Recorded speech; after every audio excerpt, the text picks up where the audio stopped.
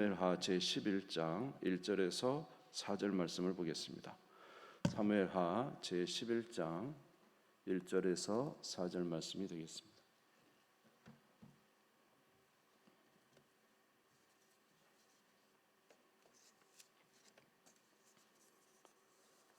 사무엘하 제11장 1절에서 4절 말씀. 오늘 새벽에 보신 말씀인데 잠시 조금 더 생각하도록 그렇게 하겠습니다. 사무엘하 11장 1절에서 4절 구약성경 478쪽이 되겠습니다. 찾으신 줄 알고 봉독하겠습니다. 그 해가 돌아와 왕들이 출전할 때가 되매 다윗이 요압과 그에게 있는 그의 부하들과 온 이스라엘 군대를 보내니 그들이 암몬 사람을 멸하고 랍바를 에워쌌고 다윗은 예루살렘에 그대로 있더라. 저녁 때에 다윗이 그의 침상에서 일어나 왕궁 옥상에서 거닐다가 그곳에서 보니 한 여인이 목욕을 하는데 심히 아름다워 보이는지라. 다윗이 사람을 보내 그 여인을 알아보게 하였더니 그가 아뢰되 그는 엘리암의 딸이요 햇사람 우리아의 아내 밧세바가 아니니이까 하니 다윗이 전령을 보내어 그 여자를 자기에게로 데려오게 하고 그 여자가 그 부정함을 깨끗하게 하였으므로 더불어 동침함에 그 여자가 자기 집으로 돌아가니라. 아멘.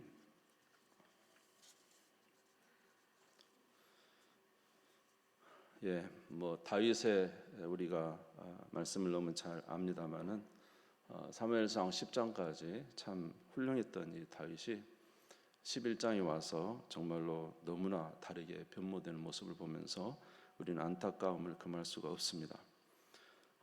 그럼에도 불구하고 이런 말씀이 사실은 우리에 대한 말씀이라는 사실을 우리가 또 기억해야 되겠습니다. 우리의 삶에 있어서 진정으로 중요하게 여기는 것이 무엇인가 굉장히 중요합니다. 우리의 삶에서 우리가 진짜 중요하게 여기는 것이 무엇인가. 또 다른 말로 하면은 우리 신앙에 있어서 우리가 진정으로 중요하게 여기는 것이 무엇인가. 내 신앙의 어쩌면 목적이 무엇인가. 이게 굉장히 중요한 것입니다. 다윗은 하나님을 경외했지만은 사실 다윗의 삶에 있어서 중요한 것은 자기의 문제 해결이었습니다. 환경의 해결이었습니다. 왜 그러냐면은 그의 삶에는 사실 정말로 위급하고 다급한 일이 너무너무 많았기 때문에 그렇습니다. 우리가 잘 아는 대로 다윗은 사울 왕 사무엘상에 보면은 이제 골리앗을 죽인 이후에 이 사울 왕이 다윗을 얼마나 죽이려고 했습니까? 그렇기 때문에 다윗은 늘 도망 다녀야 됐어요. 도망 다니면서 그 위급함 때문에 하나님 앞에 부르짖지 않을 수가 없었던 거죠. 늘 하나님 앞에 부르짖으며 생명을 살려달라고 하나님 앞에 구하고 또 하나님의 은혜 주시면 믿음으로 행하기도 하면서 하나님을 신뢰하지 않을 수가 없었습니다. 왜냐하면은 잘못했다가는 순식간에 자기가 죽을 수도 있는 그런 위기에 처해 있었기 때문에 그렇습니다. 두 번째로 다윗은 늘 하나님을 찾을 수밖에 없었는데 그 이유는 무엇이냐 하면 이제 나라를 또 통합해야 되는 이런 일들이 있었어요. 사울 왕이 죽었지만은 헤브론에서 자기를 왕으로 삼았고 북쪽에서는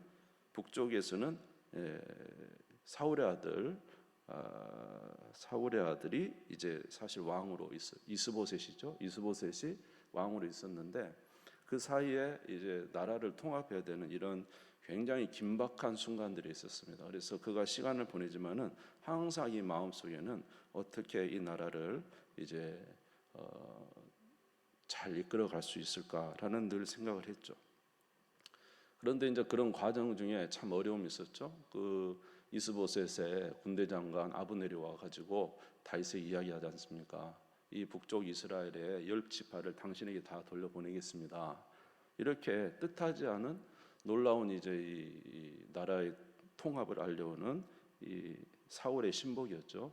이 아브넬이 왔는데 그때 당시에 다윗은 좋게 그걸 받아들였습니다. 그런데 자기의 가장 중요한 신복이었던 요압이라는 요압 장군이 그 자기 동생을 전쟁터에서 죽였다는 이유로 이 아브넬을 이제 몰래 데려가서 자기 동생 아비새와 함께 아브넬 장관을 죽입니다. 그래서 굉장히 나라 통합에 어려움이 오기도 하고, 이 요압이라는 자기에게 가장 충신이면서도 자기 마음대로 하는 이 장군 때문에 굉장히 어려움을 당해서 사무엘하 3장 39절에 보면은 이렇게 다윗이 고백해요. 내가 기름 부음을 받은 왕이 되었으나 오늘 약하여서 이 수르야의 아들인 이 사람들을 제어하기가 너무 어려우니 여호와는 악행한 자의 그 악한 대로 갚으실지로다 하니라. 그러니까 자기가 약한 거예요. 약해요. 왕이지만은 이 자기와 함께 있던 이 장관들의 이 행동이 참 이 추스리기가 너무 어려운 그런 상황이 있었습니다. 그러니까 나라도 통합시켜야 되죠. 이런 자기 부하들도 또 잘 다스려줘. 그런 상황 속에 있었기 때문에 늘 긴박해 있었어요. 이게 하나님 앞에 부르짖을 수밖에 없었던 거죠. 이 어려움 때문에. 그리고 이제 나라가 통합된 이후에도 얼마나 많은 전쟁을 해야 됐습니까? 사방 나라들이 이제 이 다윗의 나라를 침공해 들어오기 시작합니다. 특별히 블레셋이 먼저 침공해 들어오죠. 예, 이스라엘과 유다의 최고의 대적 블레셋이 쳐들어오니까 블레셋과 전쟁을 해야 되는데 누구 의지해야 됩니까? 하나님밖에. 그냥 전쟁은 살든지 죽든지 아닙니까? 두 가지이기 때문에 하나님, 이 전쟁을 어떻게 할까요 말까요? 나갈까요 말까요? 어떻게 할까요? 항상 하나님을 의지하면서 하나님 앞에 간구하지 않을 수가 없었죠. 그렇게 항상 하나님 앞에 간구하고 전쟁에 나가면 하나님께서 놀랍게 응답해 주시고, 그래서 그 말씀대로 순종하면 전쟁에 승리하는 거예요. 전에는 너 대적에 나가라. 이번에는 뭐 뽕나무 뒤에 숨었다가 뭐 발자국 소리가 들리면 또 가라. 뭐 하나님 구체적으로 이렇게 인도해 주시니까 주님과 함께 살면서 전쟁에서 늘 승리했던 것입니다. 블레셋만 승리한 게 아니고 또 뭐 주변 사방 나라의 이제 전쟁에서도 다 승리했죠. 참 은혜였어요. 그리고는 이제 그렇게 있으면서 있는데 암몬이라는 이제 옆에 주변국이 있었죠. 거기 이제 암몬의 왕 나하스라는 사람이 죽었는데, 왕이 죽어서 조문객을 보냈는데 그 아들이 이 조문객을 아주 멸시를 했잖아요. 왜냐하면 자기 나라 정탐꾼이라고 생각해가지고. 그래서 중동볼기까지 이렇게 다 옷을 찢어가지고 부끄럽게 하고 돌려보냈잖아요. 사실은 이제 전쟁이 나기 시작한 겁니다. 다윗이 전쟁하려고 한 것도 아니고. 그런데 전쟁에 이제 나가는데 암몬이 오니까 스스로 이제 다윗과의 전쟁에서 이제 이길 수 없을 것 같으니까 그 요단 동편에 있는 저쪽에 있는 아람군을 또 데리고 와요. 아람군과 함께 연합해서 와요. 다윗이 싸울 수밖에 없어요. 그러니까 이제 이 전쟁이 참 급박한 상황이 이르게 됐죠. 그런데 이제 하나님께서 은혜를 주셔서 다윗이 전쟁을 했는데 암몬도 물리치게 되고 또 아람도 물리치게 되고, 그래가지고 본의 아니게 요단 동편 땅이 완전히 평정된 거예요. 평정되고 오히려 저 아람의 이제 주변국 멀리 있는 아람도 함부로 대적할 수 없는 이런 상황이 이르게 된 것입니다.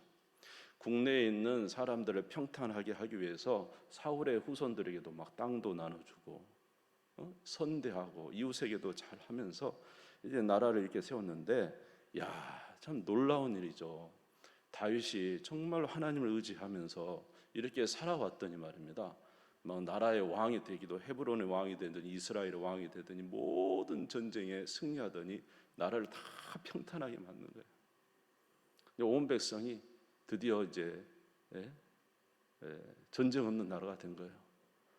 다윗을 속삭이는 사울도 죽었고 사울왕도 없고, 열 지파들이 11지파 12지파가 다 한 나라가 됐고, 또 자기를 반대하는 사람들도 다 이렇게 선대하니까 또 좋은 사람이 됐고, 하나님의 언약궤를 모셔왔고, 그리고 성전도 지으려고 그랬는데 하나님이 너는 안 되고 네 아들이 해라 이렇게 해서 이제 언약궤만 모시고 사방 나라를 다 점령하고 요단 동편 땅까지 다 점령하고, 이제 암몬도 완전히 거의 점령을 했어요.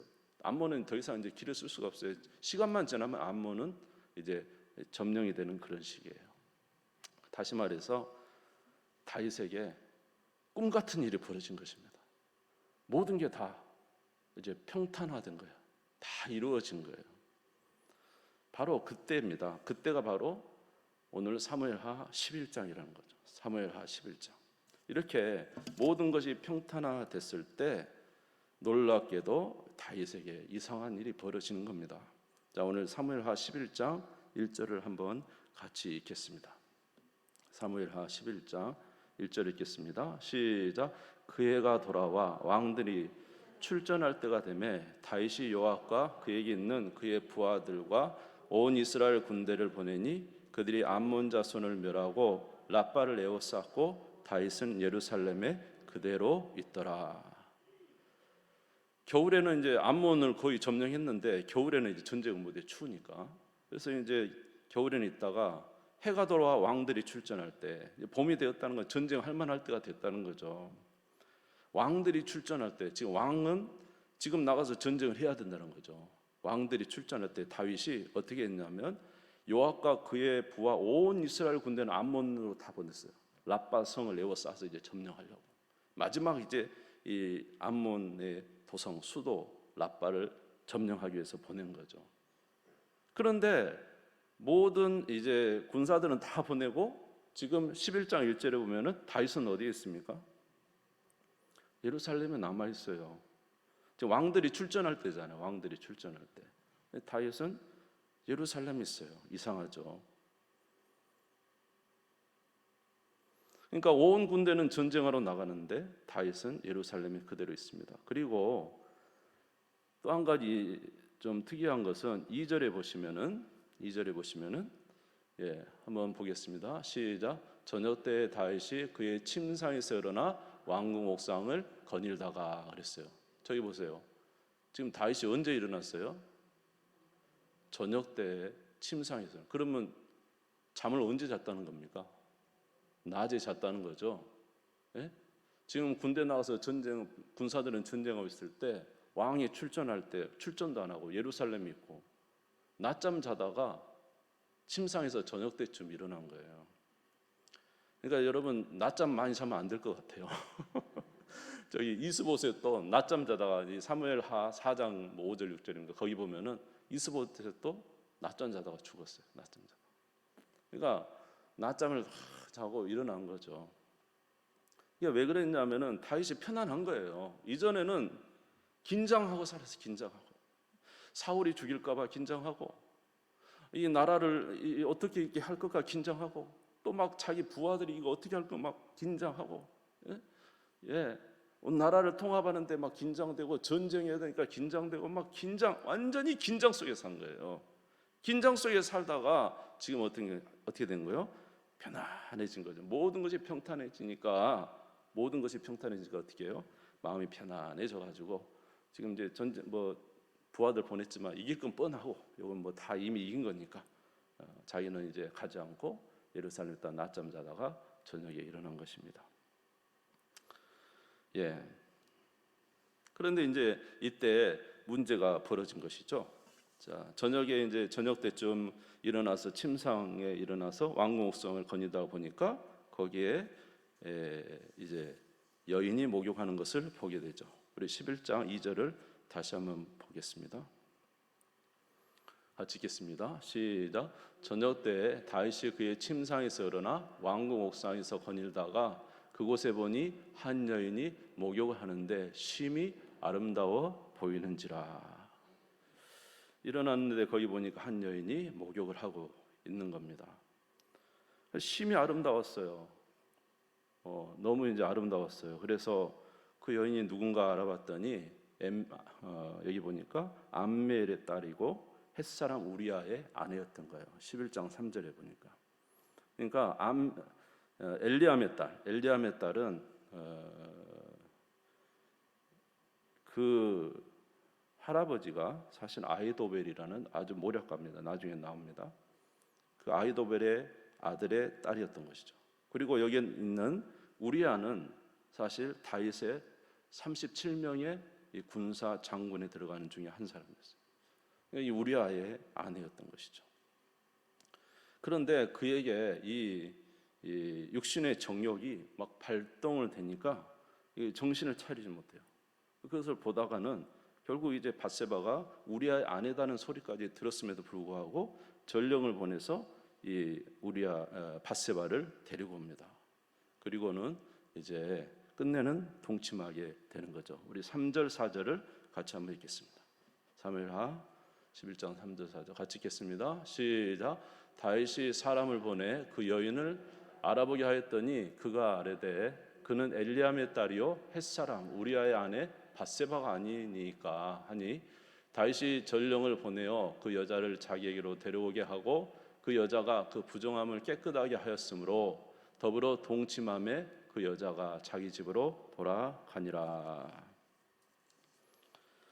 성경에 보면은 뭐라 그랬습니까? 안목의 정욕 조심하라 그랬죠. 눈으로 보는 거. 그래서 창세기 3장 6절에도 보시면은 이제 하와가 어떻게 했어요? 선악과를 보니까 어떻게 했어요?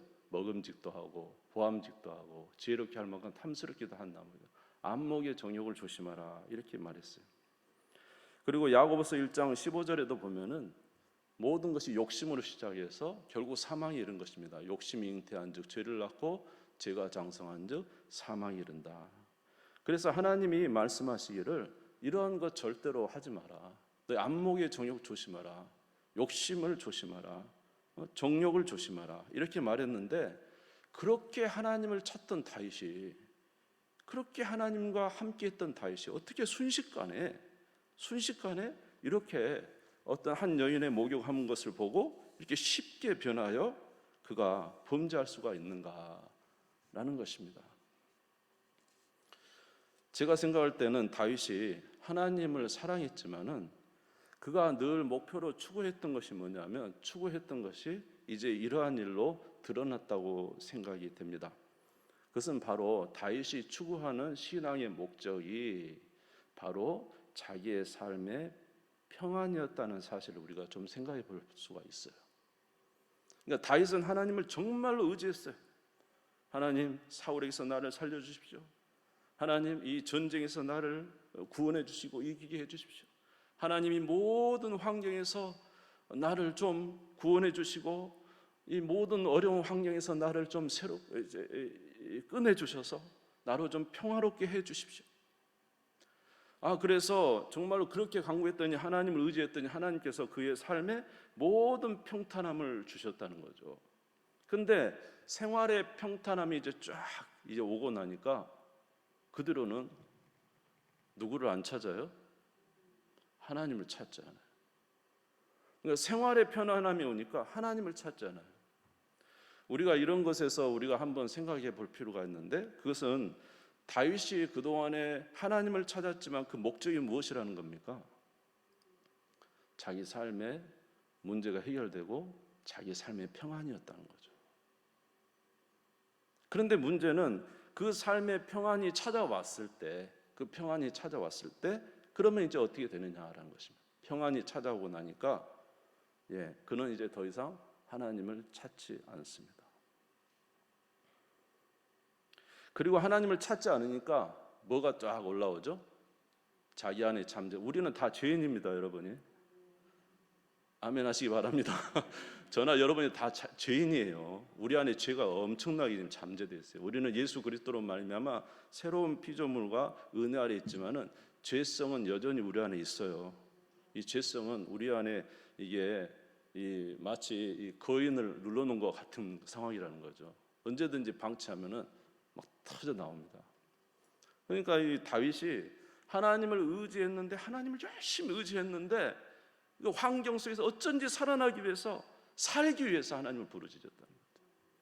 그래서 하나님이 정말로 살려주고 놀랍게 모든 것을 다 해결해 줬다는 거예요. 원수도 사라지고 나라도 통합돼서 부강되게 하고 전쟁도 이제 아예 전쟁 일어날 것 같은 기미조차도 보이지 않고 이러니까 완전히 평안해진 것이죠.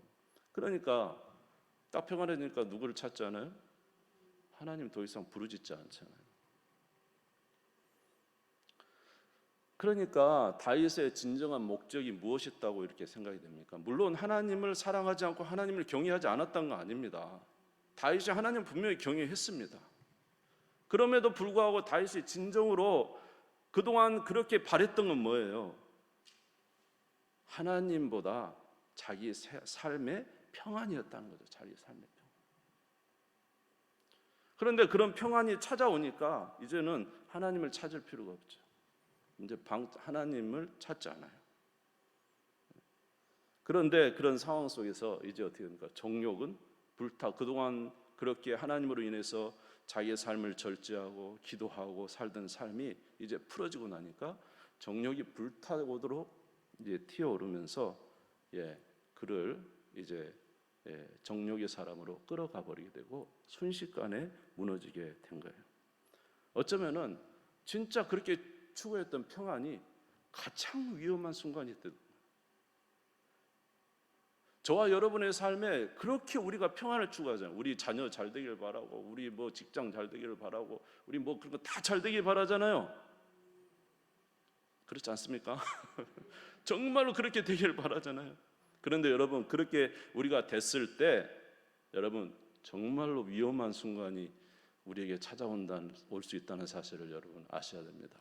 왜냐하고요, 우리의 목적을 어디다 두느냐에, 우리의 목적이 우리의 삶의 평안이라면 그 평안이 찾아왔을 때는 영적으로는 이제 완전히 무방비가 되는 거잖아요. 죄의 정력이 차고 올라오고 뭐 이렇게 그런 부부들 있잖아요. 돈이 없을 때는 가정이 너무 찌질이 힘들어요. 막 열심히 돈 벌려고 합니다. 교회 와서 기도하고, 하나님 우리 좀 문제 해결해 주라고 막 기도합니다. 그래서 나중에 돈을 많이 벌었어요. 벌어나니까 이제 어떻게 된 거예요? 하나님 안 찾죠. 정욕이 막 나오죠. 그리고 집안이 막 난리 풍지박산이 나오고, 그런 집안들이 있어요. 우리 장흥에 없는데 저 도시에는 많아요. 그런 사람들이 꽤 많다는 걸 봤어요.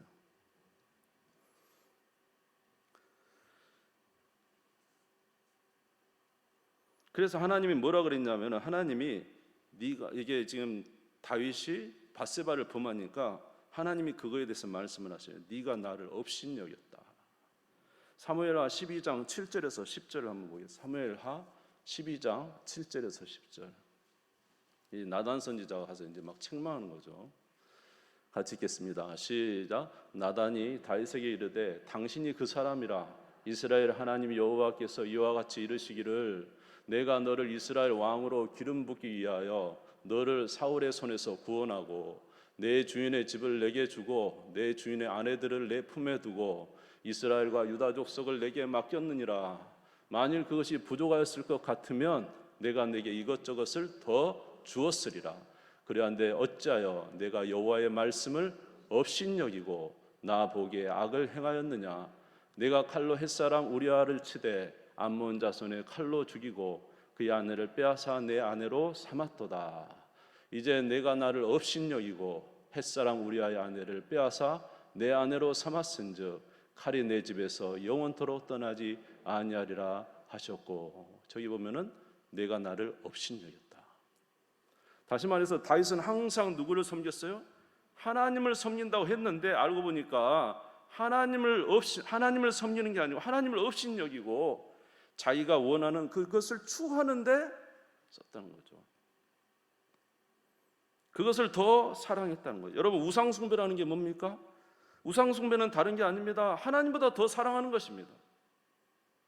다윗이 하나님을 사랑했다고 하지만은 다윗은 하나님도 사랑한 그 마음이 분명히 있겠지만은 자기의 삶의 안주를 굉장히 사랑했어요. 그것이 찾아오니까 하나님은 온데간데 없어요. 사라져버렸어요.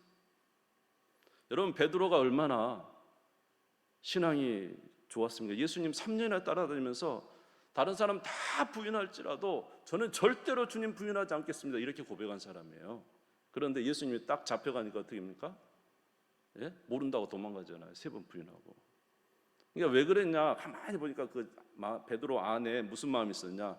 예수님 따라가면 이 나라 예수님이 이제 메시아로 오셔서 약속대로 오셔서 이 나라의 왕이 될 텐데 예수님이 왕이 되면 내가 좌편 우편에 앉을겠지.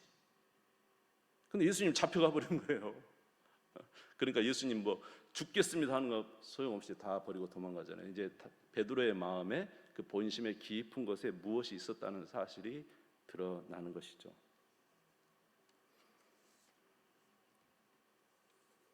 어떻게 보면 저와 여러분의 삶 속에 평안이 안 왔죠, 지금까지는. 근데 만약에 정말로 평안이 왔을 때 그때 우리 자신을 보면 우리가 정말로 하나님을 섬겼는지 아니면 하나님을 통해서 우리의 정말로 평안을 원했는지 이게 나타날 수 있다는 것입니다.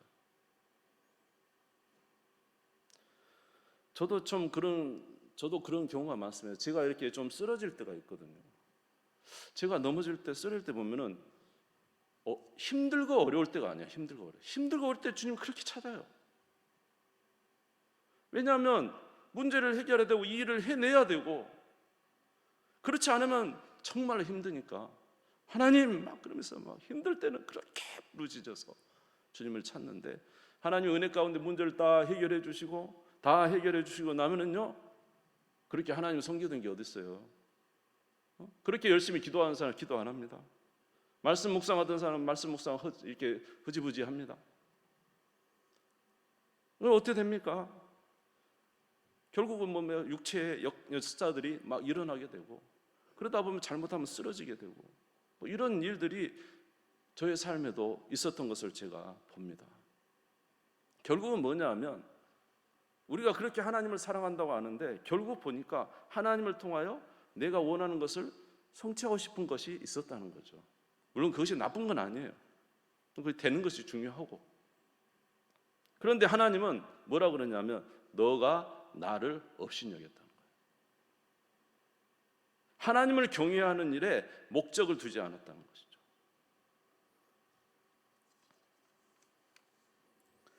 출애굽기 20장 17절에 보니까, 출애굽기 20장 17절에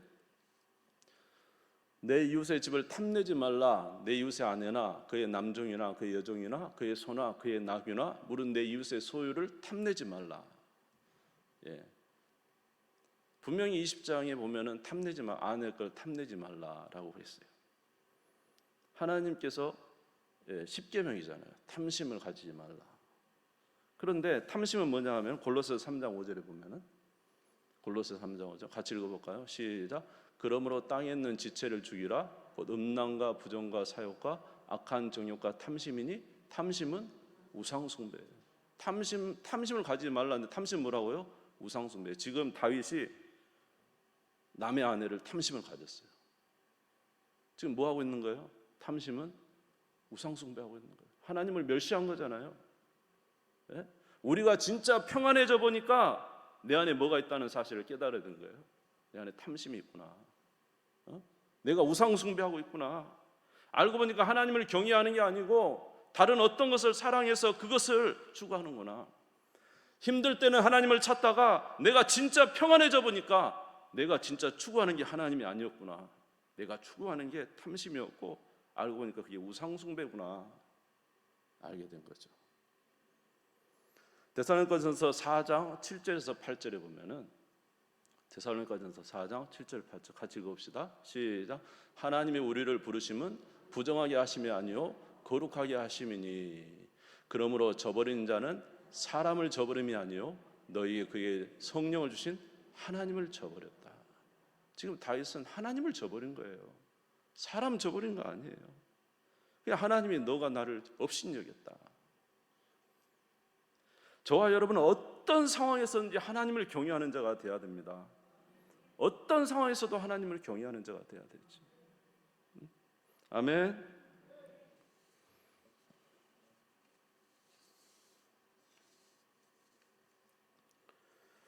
그래서 저와 여러분의 신앙은, 우리의 신앙을 점검해 볼 필요가 있는데, 진짜 우리 신앙의 점검은 위기가 아니라 평안이 왔을 때 우리가 어떻게 하고 있느냐라는 것입니다. 진짜 평안이 왔을 때 우리는 어떻게 하고 있습니까? 내 삶에 진짜 평안이 왔을 때, 기쁨이 왔을 때 어떻게 합니까? 그러니까 우리가 이것도 생각해 볼 필요도 있을 것 같아요. 우리 옛날에 못 살았을 때 우리나라 70년, 80년 얼마나 왔어요. 아주 그냥, 이번에도 우리 남아공도 아니죠. 필리핀도 가보니까 그분들 정말로 막 열정적이었어요. 그 나라 좀 못 살잖아요. 그때는 그렇게 부르짖었잖아요. 근데 지금 우리나라가 세계에서 10위권 안에 경제대국으로 발전했는데 어떻습니까? 우리가 정말로 하나님을 정말로 경외했을까요? 아니면 하나님을 통해서 부유하고 싶었을까요?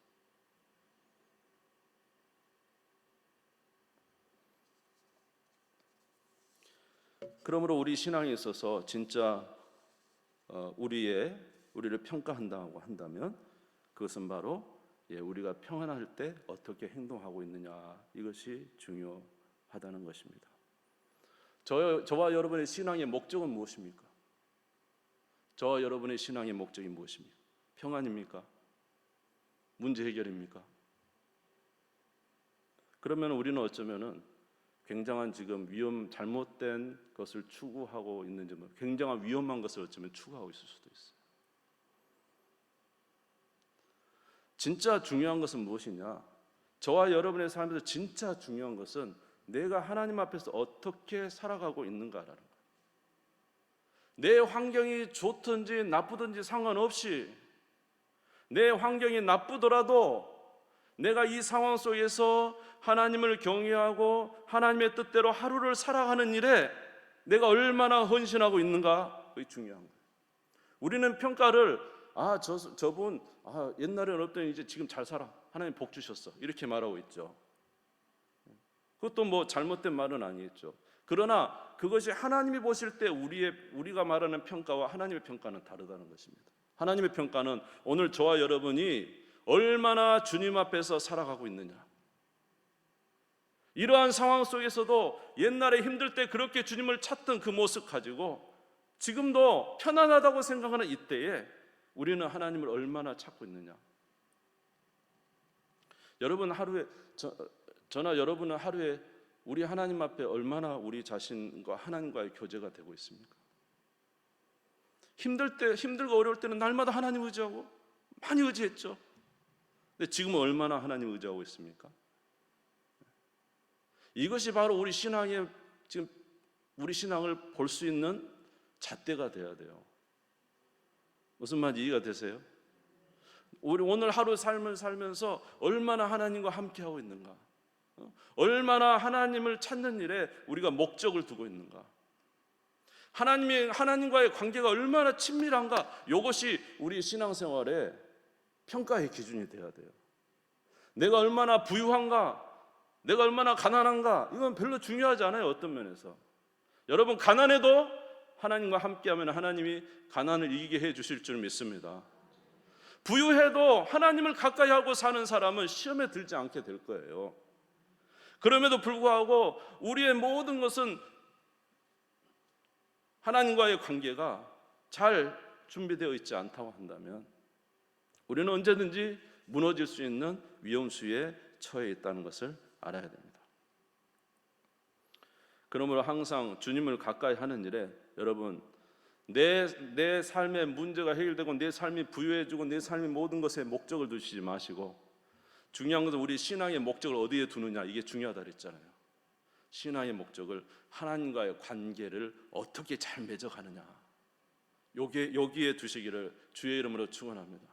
내 하루의 삶을 하나님과의 관계를 어떻게, 나는 지금 하나님과 얼마나 하나님을 가까이 하려고 내가 기도하고 있는가, 내가 얼마나 하나님 가까이 하려고 말씀 보고 있는가, 내가 하루의 삶 속에서 모든 직장생활, 사회생활, 모든 삶 속에서 하나님과 나는 얼마나 교제하고 있는가, 이것이 내 신앙의 체크가 돼야 돼요. 여러분, 하나님과 교제를 잘하고 있는 사람은 사단의 시험에서 이겨낼 줄로 믿습니다. 주님과 관계를 잘하고 있는데 어떻게 여인이 목욕하는 걸 보고 넘어가겠어요? 주님과 관계가 잘 되고 있는데 어떻게 모든 그런 상황 속에서 그 중요하겠어요? 중요한 것은 내 삶의 문제 해결되는 것보다 더 중요한 것은 주님과의 관계예요. 주님이 보실 때 너 정말로 내가 인정할 만한 그런 믿음을 가지고 있구나, 사랑할 만한 모습을 가지고 있구나, 이렇게 주님이 인정할 그런 신앙이 되도록 여러분 사시기를 주의 이름으로 축원합니다. 그래야 넘어지지 않습니다. 아멘? 그런 관계가 잘 돼 있는 사람은 안 넘어지잖아요. 항상 여러분, 아무리 바빠도 누구의 관계가 최우선이에요? 아무리 힘들어도 누구의 관계가 최우선이에요? 주님과의 관계예요. 바쁘니까 모든 거 다 소진해버리고 거기에 다 소진해버리고 주님과 관계를 맺지 않으니 때가 되매 사탄이 찾아올 때 넘어지기가 너무 쉽더라. 모든 에너지를 다 거기에 쏟아버리고 주님과의 관계는 아무런 여유가 없어요. 때가 되면 제 정욕이 찾아오니 쉽게 무너져 버리더라. 하나님과의 어떤 영적인 공간도 마련되어 있지 않고 하나님과의 만남의 시간도 되어 있지 않고 다 되어 있지 않기 때문에 여러분, 주님이 우리에게 가장 중요하다는 사실을 저와 여러분 인정하시고 주님과의 관계를 가장 깊이 두시기를 주의 이름으로 축원합니다. 주님과의 관계가 해결되면은 다윗도 왕이 되잖아요. 양치는 목동에서. 주님과의 관계가 해결이 되면은 어떤 어려움에서도 이길 수가 있는 거예요. 다윗은 이후로 밧세바의 사건 앞으로 나오지만 참 진리도로 나옵니다. 이제 하나님이 징계하셔서. 그런데 다윗의 삶을 보면은 전부 다 하나님께 드립니다. 전쟁에서 나오는 물건, 재물 다 드려요. 여인 편력 없어요. 뒤로는. 그렇게 당해놓고 여인 편력 생기겠습니까? 목적이 하나님이에요. 나의 힘이 되신 여호와여, 내가 주를 사랑하나이다. 오로지 하나님이 나의 힘이요 나의 능력이요 나의 반석이요 나의 피난처십니다. 시편 18편 1절에서 2절 보시면은 나와 있지 않습니까? 같이 읽겠습니다. 시작. 나의 힘이신 여호와여, 내가 주를 사랑하나이다. 여호와는 나의 반석이시요 나의 요새시요 나를 건지시는 이시요 나의 하나님이시요 내가 그 안에 피할 나의 바위시요 나의 방패시요 나의 구원의 뿌리시요 나의 산성이시로다. 할렐루야. 우리 하나님만이 나의 힘이고 나의 능력이다. 여러분, 이렇게 주님을 의지하는 여러분 되시기를 주의 이름으로 축원합니다. 신앙의 기준을 삶에 어떻게 되느냐에 두지 마시고 하나님과의 나이가 얼마나 신앙을 다 돈독히 쌓아가고 있는가, 거기다가 두십시오. 아멘. 이러한 자는 결코 시험이 왔을 때 이기게 되는 거예요. 그렇지만 그것이 아니고 밖에 모든 것에 두게 되면은 시련이 올 때 어떻게 이깁니까? 유혹이 올 때 어떻게 이깁니까? 이길 힘이 없습니다. 우리가 진짜 이길 수 있는 영적 힘은 하나님으로부터 오기 때문에 항상 그 안에 여러분 자신을 두기를 기뻐하시기를 주의 이름으로 축원합니다. 그래서 항상 하나님의 전신갑주를 입으라 그랬죠. 에베소 6장 11절에 13절 같이 읽겠습니다. 시작. 마귀의 관계를 능히 대적하기 위하여 하나님의 전신갑주를 입으라. 우리의 씨름은 혈과 육을 상대하는 것이 아니요 통치자들과 권세들과 이 어둠의 세상 주관자들과 하늘에 있는 악의 영들을 상대함이라. 그러므로 하나님의 전신갑주를 취하라. 이는 악한 날에 너희가 능히 대적하고 모든 일을 행한 후에도 서기 위해서. 아멘.